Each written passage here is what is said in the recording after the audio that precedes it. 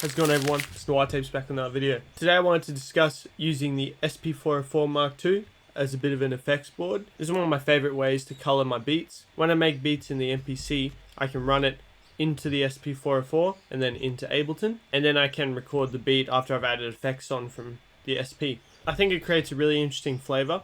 You can get some really clippy and distorted sounds. It allows you to mix in the MPC and then translate that through the SP straight into Ableton, and you can essentially perform the beat and record it in Ableton, and then you have a full song. You can do a little bit of mastering in Ableton. And so first I'll play you the beat. This is what it sounds like without any effects from the SP on it, and then I'll break down what effects I'm using and how it sounds and how it changes the sounds too. So this is what the beat sounds like.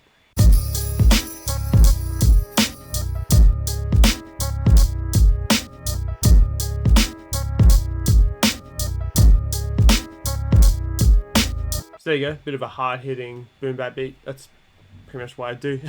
So the first effect I'll use, so we go Shift, pad 16, and then just turn the push enter knob here to number 4. You can see we have the 303 vinyl and the equalizer. So I'll play you what it sounds like now with that on, and I'll explain what's happening.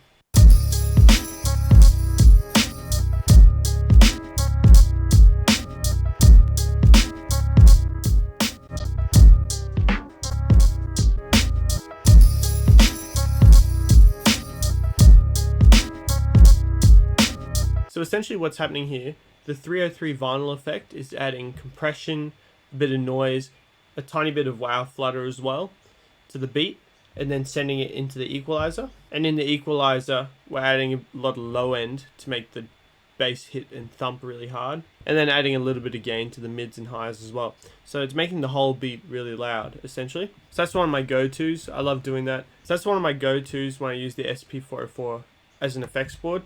I love using that preset that I made there. It really makes the whole beat loud and dynamic and huge. Next one I'm going to use is actually favorite number 1. So you go Shift, Effects again, and just go to number 1. So the 303 vinyl sim is doing the exact same thing. And here's the lo-fi plugin. You can see I've got the pre-filter set at 8000 cutoff. It's just rolling off a bit of the high end. The lo-fi type is 7. There's a bunch of different ones. You can adjust them to flavor. And then the tone I've brought down to -9. That boosts the bass a bit more and waters down the highs a bit, so it creates a lo-fi effect. So this is what it sounds like with that on it.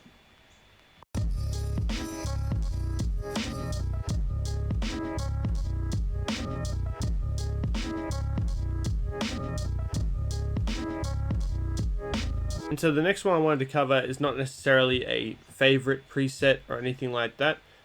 This is just an effect you can add from your MFX button. So this is what it sounds like with it on it, and I'll explain it.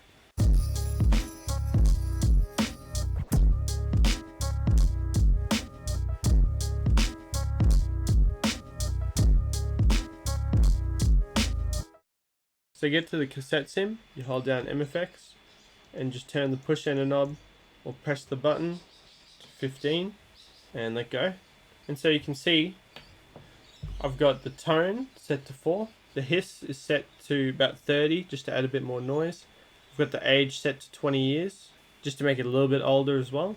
And then we push down the push enter knob, and it takes you down to the second level. And then I've added a bit of drive at 43. A tiny bit of wow and flutter, nothing crazy.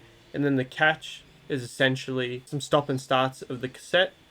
I like them. I think they sound great for tension and release. So I put it at 21. Just to give it a few. I don't want it too many of them, but I just want a few to pop in and out now and then.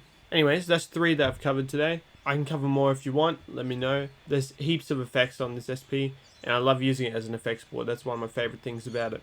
Anyways, thank you for watching, guys. I'll see you in the next video.